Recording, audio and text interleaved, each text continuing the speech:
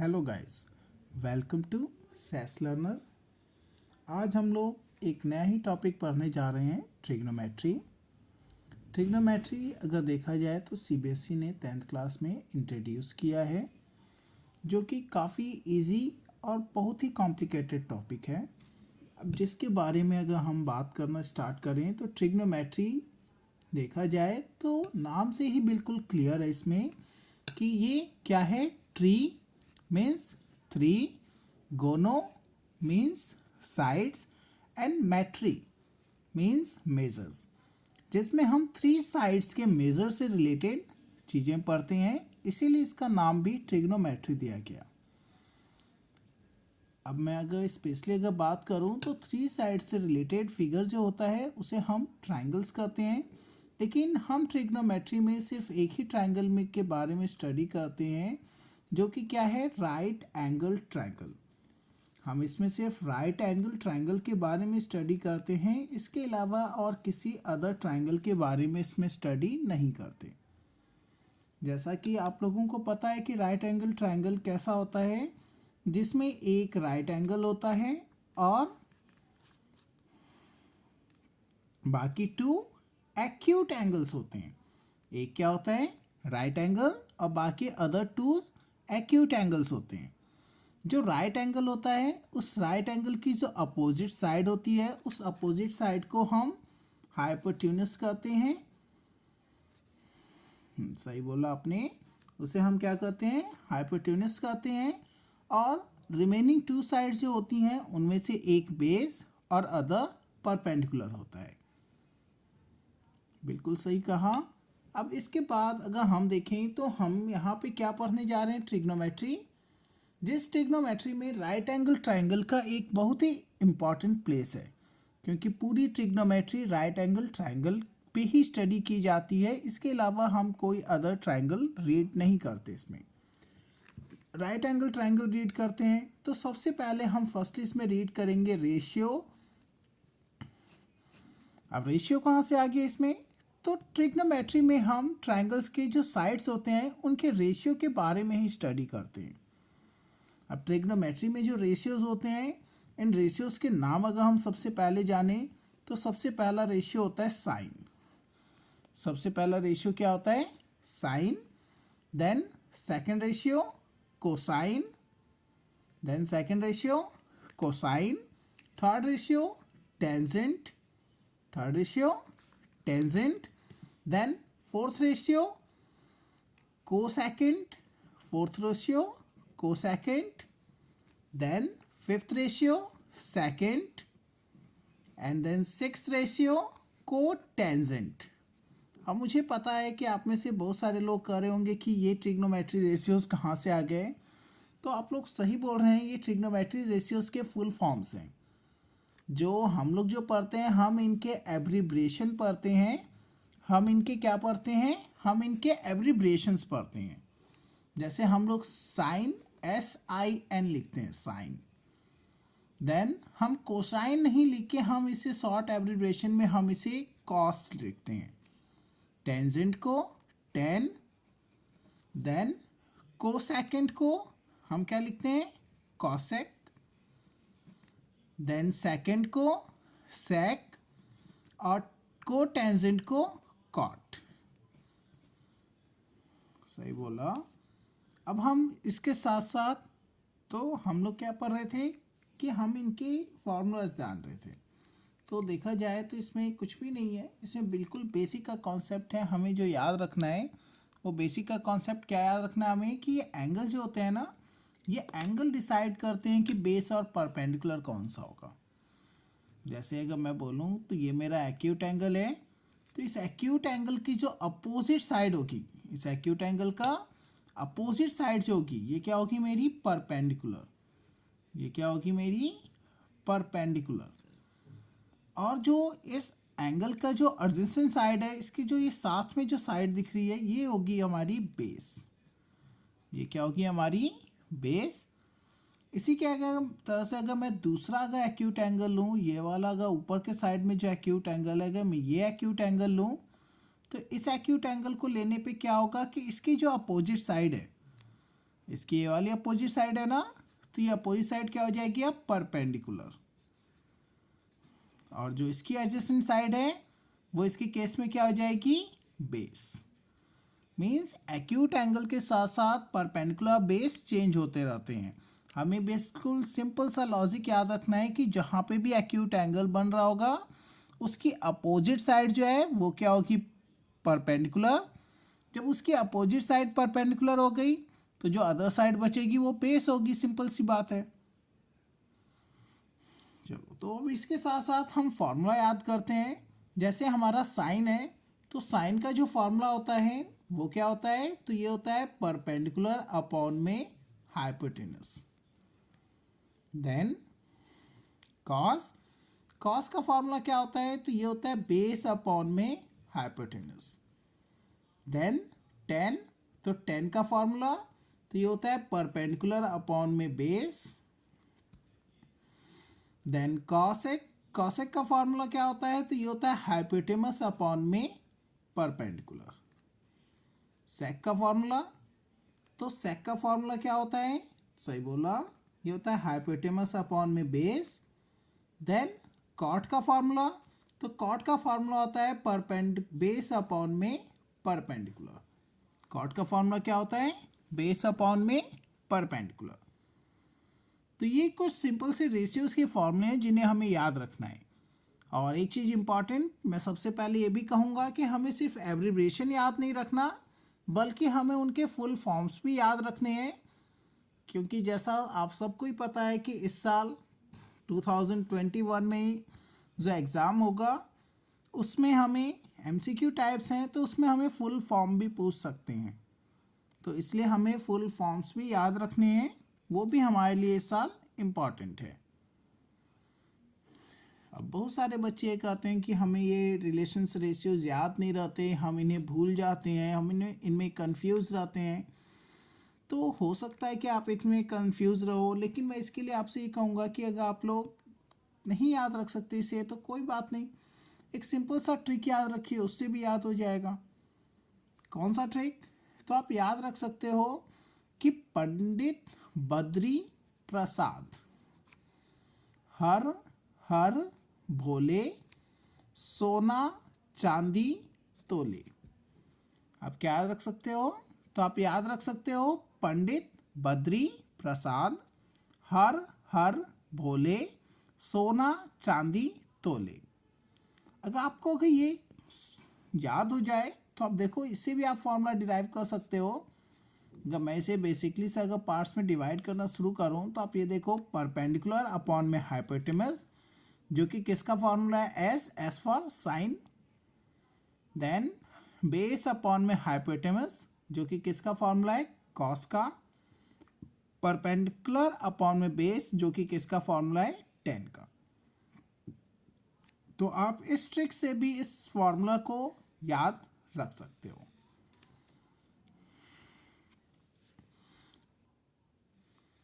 अब अगर देखें तो हम कुछ रिलेशंस पढ़ेंगे। हम क्या पढ़ेंगे, कुछ रिलेशंस पढ़ेंगे, किसमें, तो ट्रिग्नोमेट्री रेशियोज में। जैसा कि हम लोग जानते भी हैं कि जो साइन होता है, अब आप लोग, मुझे पता है कि आप बोलोगे कि मैं सिर्फ साइन क्यों लिख रहा हूँ। मैं सिर्फ साइन इसलिए लिख रहा हूँ क्योंकि एंगल्स हर जगह वैरी करते रहते हैं। तो एंगल्स वैरी करते रहते हैं तो हम एंगल्स को साथ में याद रखें या ना रखें इससे कोई ख़ास इफेक्ट नहीं पड़ता। जैसे कि अगर आप लोगों को अगर प्रॉब्लम है तो आप लिख सकते हो इसे कि साइन ए, तो साइन ए का रिलेशन जो होता है वो किसके साथ होता है, तो वो 1 में कॉसेक ए के साथ होता है। मीन्स हम सिंपल वर्ड्स में ये भी कह सकते हैं कि साइन ए रेसिप्रोकल होता है कॉसेक ए का, और कॉसेक ए रेसिप्रोकल है, इसीलिए हम इसे क्या लिख रहे हैं, 1 में लिख रहे हैं। इसके बाद अगर हम देखें तो दूसरा रेशियो क्या है, कॉस। तो जो कॉस ए होता है वो कॉस ए रेसिप्रोकल होता है किसका, सेक ए का। कॉस ए रेसिप्रोकल होता है किसका, सेक ए का। सही बोला। इसके बाद टेन, तो टेन ए जो है वो रेसिप्रोकल होता है किसका, कॉट ए का। tan A किसका रेसिप्रोकल होता है? cot A का। और इसके अलावा अगर एक और आइडेंटिटी देखें tan के लिए, तो tan A के लिए हम यूज़ करते हैं कई बार sin A अपॉन में cos A। हम tan A के लिए क्या यूज़ करते हैं? sin A अपॉन में cos A। अब sin A का रेसिप्रोकल cosec A है, तो सिंपल सी बात है कि जो cosec A होगा, cosec A का रेसिप्रोकल क्या होगा? sin A। cosec A का रेसिप्रोकल क्या होगा? sin A। देन जो sec है, sec A का रेसिप्रोकल क्या है? 1 अपॉन में cos A। tan A, tan A का रेसिप्रोकल, तो tan A का रेसिप्रोकल तो हमें पता है cot A। लेकिन अगर हम देखें कि cot A, तो cot A का रेसिप्रोकल क्या होता है? तो वो होता है 1 अपॉन में tan A। जैसा हमने tan के लिए यूज़ किया था sin A अपॉन में cos A, सिमिलरली उसी तरह से cot का भी रेसिप्रोकल होता है। ये क्या होता है? तो ये होता है cos A अपॉन में sin A। तो ये कुछ रिलेशंस थे, ये कुछ रेसिप्रोकल्स थे रेशियोज के, जिन्हें हमें अच्छी तरह से याद रखना है। अगर हम इन रेशियोज को याद रखेंगे तो हमारे लिए ट्रिग्नोमेट्री बहुत ही इजी हो जाएगा। और स्पेशली अगर मैं बात करूं कि एमसीक्यू के लिए, तो एमसीक्यू में ये बहुत ही इजी हो जाता है इसे सॉल्व करना।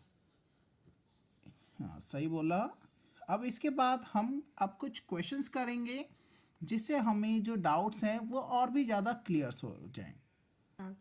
जैसा कि हम लोग ये फर्स्ट क्वेश्चन देख सकते हैं कि लिखा हुआ है कि if sine theta equal to 5 upon में 13 then the value of cos theta. कि हमें साइन थीटा की वैल्यू इन्होंने बताया कि 5 अपॉन में 13 है, और हमें कॉस थीटा की वैल्यू बतानी है कि कॉस थीटा की वैल्यू क्या होगी। तो सबसे पहले हम क्या करते हैं ना, यहाँ पे एक रफली हम एक ट्रायंगल ड्रॉ कर लेते हैं। हमने एक रफली ट्रायंगल ड्रॉ कर लिया, राइट एंगल ट्रायंगल, और रफ कर रहे हैं तो हम ज़्यादा फेयर यहाँ पे कुछ यूज़ नहीं करेंगे। हमने नॉर्मली लिख दिया कि sine theta equal to 5 upon में 13। और साइन थीटा का फॉर्मूला, तो साइन थीटा का फॉर्मूला होता है परपेंडिकुलर अपॉन में हाइपोटेनस। मीन्स परपेंडिकुलर की वैल्यू क्या हो गई? 5 यूनिट, और हाइपोटेनस की वैल्यू क्या हो गई? 13 यूनिट्स। अब देखें तो इस ट्रायंगल में ये तो राइट एंगल है, then other two acute angles हैं, जिसमें से किसी भी एक को हम एज्यूम कर लेंगे कि वो हमारा थीटा है। जब हमने थीटा एज्यूम कर लिया तो उसका जो अपोजिट साइड है, उस थीटा का जो अपोजिट साइड है वो क्या हो गया? हमारा परपेंडिकुलर। मीन्स परपेंडिकुलर की वैल्यू क्या हो गई? 5। और हाइपोटेनस, तो हाइपोटेनस कौन सा है? राइट एंगल की अपोजिट साइड। तो राइट एंगल की अपोजिट साइड ये क्या हो गई? हमारी हाइपोटेनस। अब ट्रायंगल में देखें तो हमें 2 साइड्स तो पता है, 1 साइड नहीं पता। जो भी साइड की वैल्यू मिस है यहाँ पे, सबसे पहले हम उसे फाइंड करेंगे। अब उसे फाइंड करने के लिए हम क्या करेंगे? तो हम इसको फाइंड करने के लिए पाइथागोरस थ्योरम का यूज़ करेंगे। हम इसके लिए क्या करेंगे? पाइथागोरस थ्योरम का यूज़ करेंगे। जैसा कि हमें पता है कि पाइथागोरस थ्योरम क्या है? हाइपोटेनस का स्क्वायर इक्वल टू बेस का स्क्वायर प्लस परपेंडिकुलर का स्क्वायर। अब देखें तो हमें इस ट्रायंगल में हाइपोटेनस 13 पता है, 13 का स्क्वायर हो गया।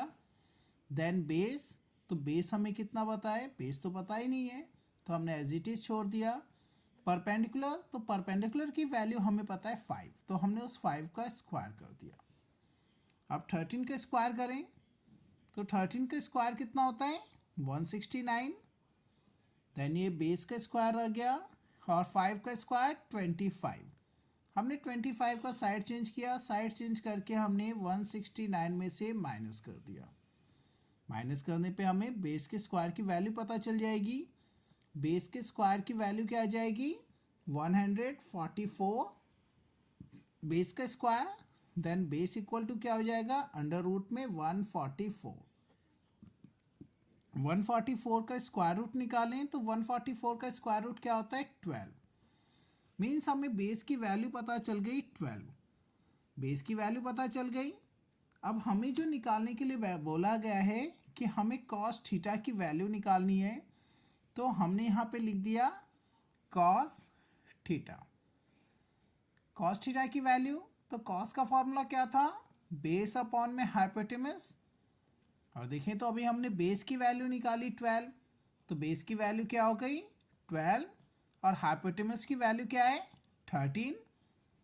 तो देन हमारे कॉस थीटा की वैल्यू क्या आ गई 12 अपॉन में 13, जो कि क्या हमारा ऑप्शन बी। हमारा ऑप्शन बी हो गया।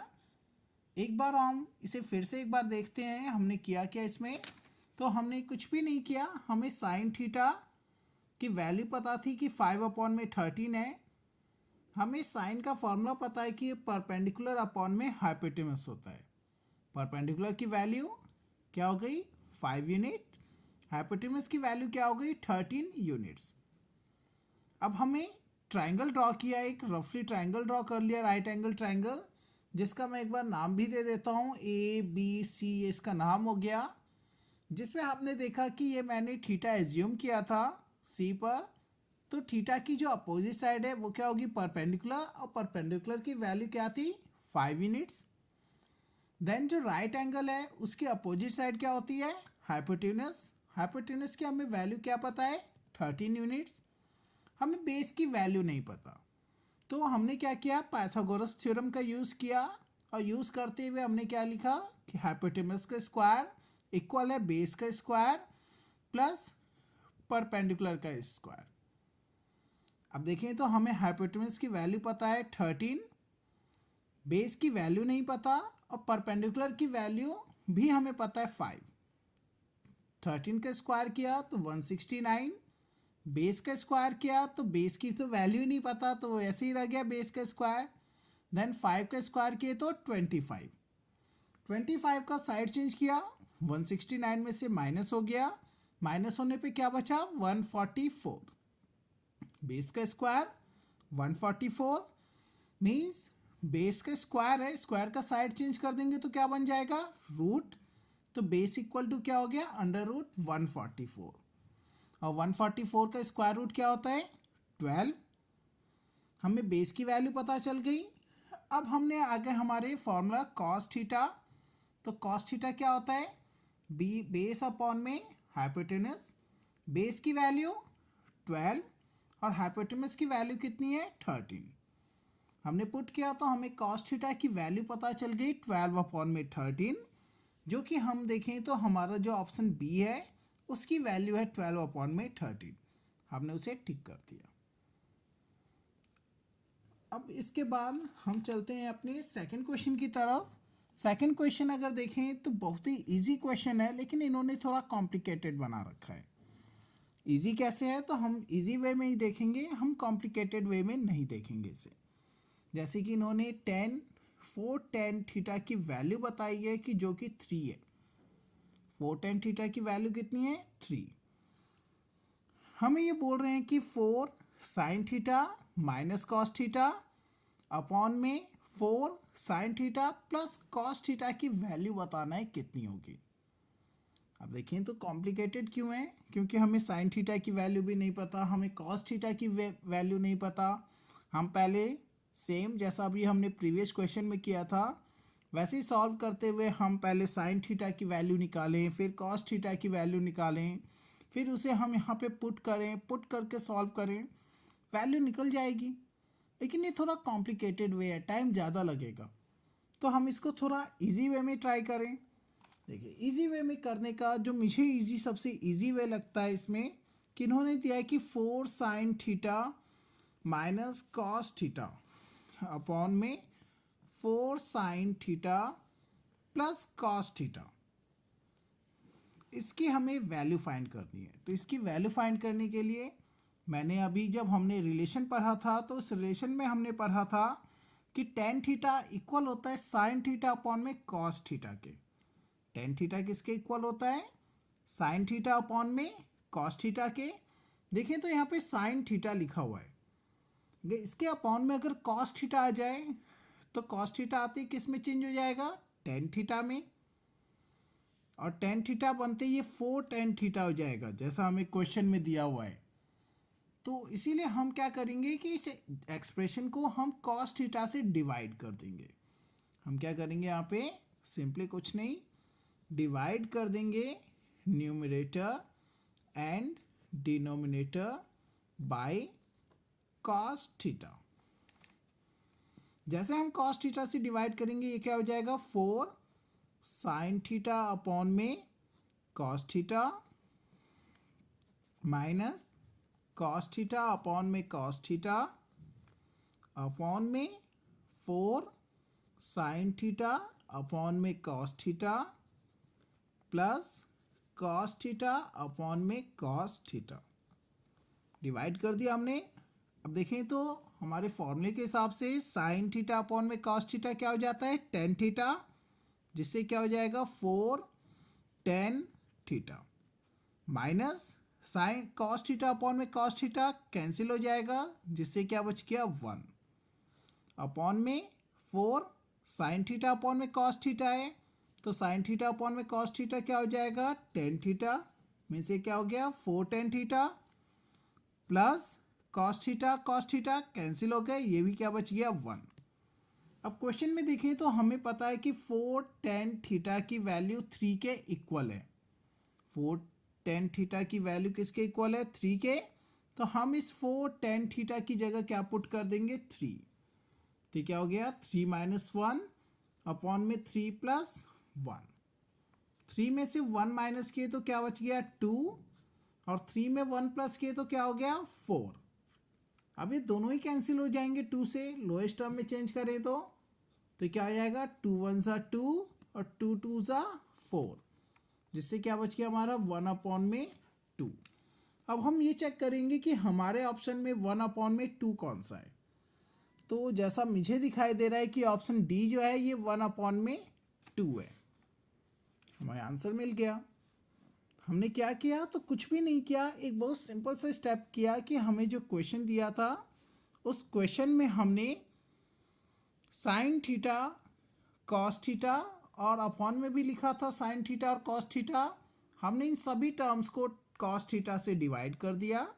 जैसे हमने इसे कॉस थीटा से डिवाइड किया तो हमें टर्म क्या मिल गया, टेन थीटा।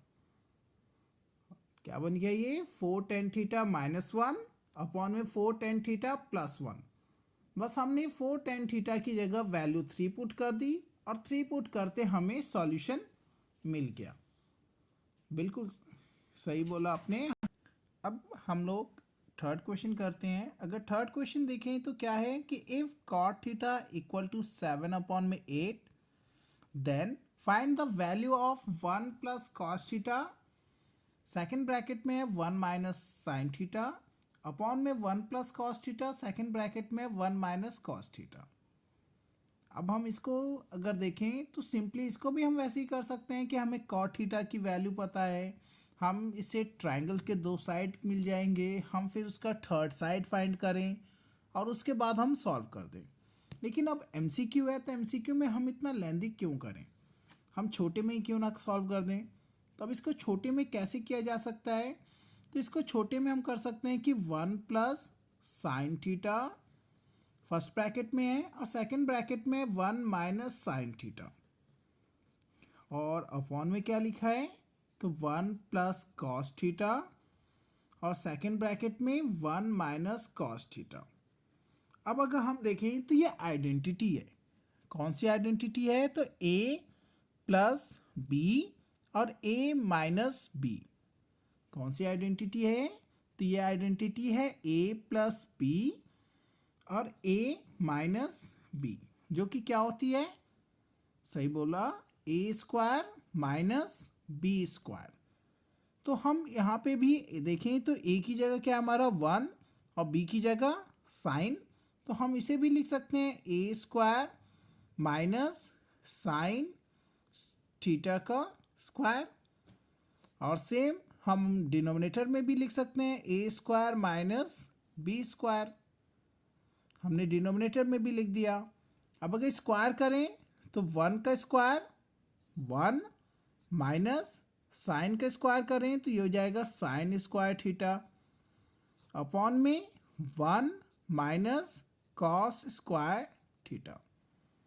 अब अगर हम देखें तो ये आइडेंटिटी होती है, जैसे हम अलजेब्रा में आइडेंटिटी पढ़ते हैं ना, वैसे ही सेम ट्रिग्नोमेट्री में भी आइडेंटिटीज होती हैं, जिसमें 1 माइनस साइन स्क्वायर थीटा को हम लिखते हैं कॉस स्क्वायर थीटा और 1 माइनस कॉस स्क्वायर थीटा को हम लिखते हैं साइन स्क्वायर थीटा।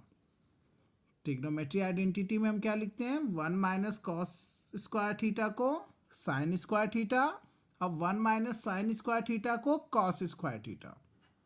और अभी हमने जो रिलेशन पढ़ रहे थे उसमें पढ़ा था कि कॉस अपॉन में साइन किसके इक्वल होता है, कॉट के। तो ये क्या बन जाएगा, कॉट स्क्वायर थीटा। अब अगर हम क्वेश्चन देखें तो क्वेश्चन में हमें कॉट थीटा की वैल्यू पता है कि वो 7 अपॉन में 8 है। कॉस थीटा की वैल्यू कितनी है, 7 अपॉन में 8। तो कॉस थीटा की वैल्यू कितनी है, 7 अपॉन में 8। कॉस थीटा का स्क्वायर है तो 7 अपॉन में 8 का भी क्या हो जाएगा, स्क्वायर। अब अगर हम 7 का स्क्वायर करें तो 7 का स्क्वायर कितना होता है, 49। 8 का स्क्वायर करें तो 8 का स्क्वायर कितना होता है, 64। मीन्स आंसर क्या आ गया इसका, 49 अपॉन में 64। तो इसका हमारा आंसर क्या हो गया, डी। तो हमने आज ज़्यादा कुछ नहीं, हमने आज सिर्फ इंट्रोडक्शन देखा ट्रिग्नोमेट्री का, और इंट्रोडक्शन के बाद हमने सिंपल से 3 क्वेश्चंस देखे। अब इसके बाद हम फिर आगे की क्लास फिर कंटिन्यू करेंगे। लेकिन अगर ट्रिग्नोमेट्री से रिलेटेड आप लोगों के कोई भी डाउट हो तो आप कमेंट बॉक्स में वो डाउट पूछ सकते हैं, और मुझे भी बहुत खुशी होगी आपके वो डाउट्स को बताने में। तो इसलिए आपके कोई भी डाउट्स हों ट्रिग्नोमेट्री से रिलेटेड तो आप वो पूछ सकते हैं।